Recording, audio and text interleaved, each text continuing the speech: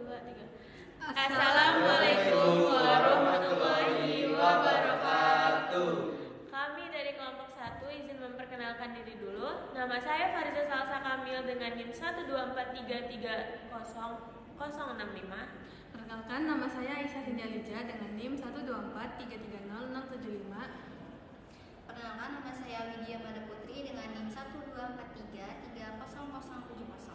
Perkenalkan, nama saya Mari Indri Kosregar dengan NIM 124330100. Perkenalkan, nama saya Gabriel Nicholas Mana dengan NIM 124330089. Perkenalkan, nama saya Besta Perdana Dawulo dengan NIM 124330096. Ini kami akan mempresentasikan dengan judul Analisis Daur Hidup Life Cycle Assessment Pengolahan Kopi Bubuk Robusta secara basah di industri kecil menengah Beloy Klasik Lampung. Baik, kali ini kami akan menjelaskan analisis daur hidup life cycle assessment pengolahan kopi bubuk robusta secara basah di industri kecil menengah IKM Beloy Klasik Lampung.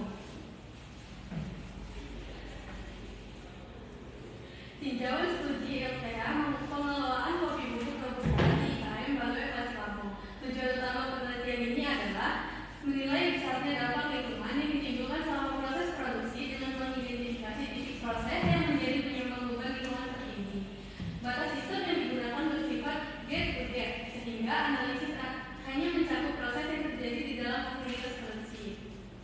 Proses yang terjadi di dalam fasilitas produksi mulai dari penerimaan bahan baku hingga pembentukan produk akhir. Hasil penelitian menunjukkan bahwa konsumsi energi mencapai sekitar 1.900 mg untuk setiap ton kopi basah yang diproses. Sedangkan emisi gas rumah kaca tercatat sekitar 1,31 kg CO2 mid-EQ untuk setiap kilogram kopi bubuk yang dihasilkan. Selanjutnya ada tujuan penelitian dan batas sistem. Penelitian ini bertujuan untuk mengukur besaran dampak lingkungan dari proses pengolahan kopi robusta dan mengidentifikasi titik proses yang memberikan kontribusi dampak terbesar. Ruang lingkup penelitian menggunakan batas sistem gate to gate sehingga analisis hanya mencakup aktivitas produksi di dalam IKM, mulai dari bahan baku masuk hingga produk kopi bubuk siap dipasarkan. Temuan LCA atau konsumsi energi dan emisi. Hasil penelitian menunjukkan bahwa proses produksi membutuhkan energi sekitar 1.900 mg untuk setiap ton bahan baku kopi basah. Emisi gas rumah kaca yang dihasilkan berkisar 1,31 kg CO2 min ekuivalen untuk setiap kilogram kopi bubuk. Temuan ini mengindikasikan bahwa penggunaan energi merupakan faktor penyumbang dampak lingkungan terbesar pada proses produksi. Hotspot lingkungan dalam proses pengolahan. Tahap pengeringan kopi teridentifikasi sebagai hotspot utama karena membutuhkan energi termal dalam jumlah besar. Penggunaan mesin pengering dan alat pemanas menjadi sumber konsumsi energi yang signifikan, yang kemudian berkontribusi langsung terhadap tingginya emisi selama proses produksi.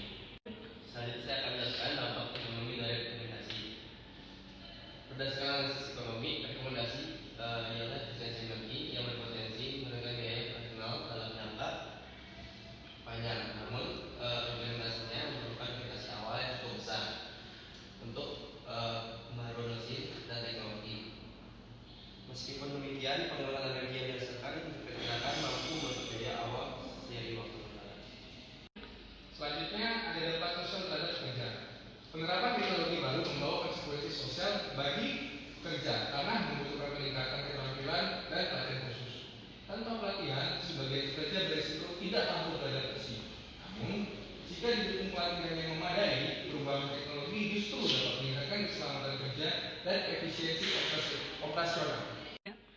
Lanjut untuk pengaruh sosial terhadap lingkungan sekitar. Penggunaan bahan bakar berbasis biomasa membuka peluang ekonomi baru bagi masyarakat sekitar. Misalnya, dari pemanfaatan limbah pertanian lokal. Selain memberikan manfaat ekonomi, strategi ini juga berpotensi meningkatkan keberlanjutan lingkungan melalui pengurangan limbah dan peningkatan pemanfaatan sumber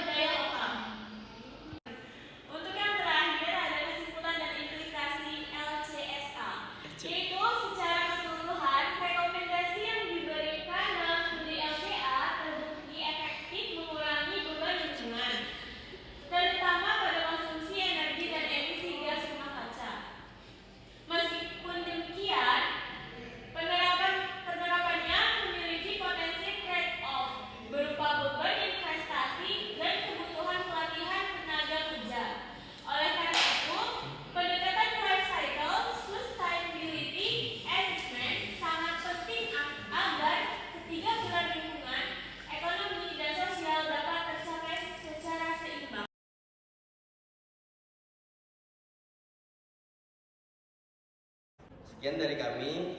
Terima kasih. Wassalamualaikum.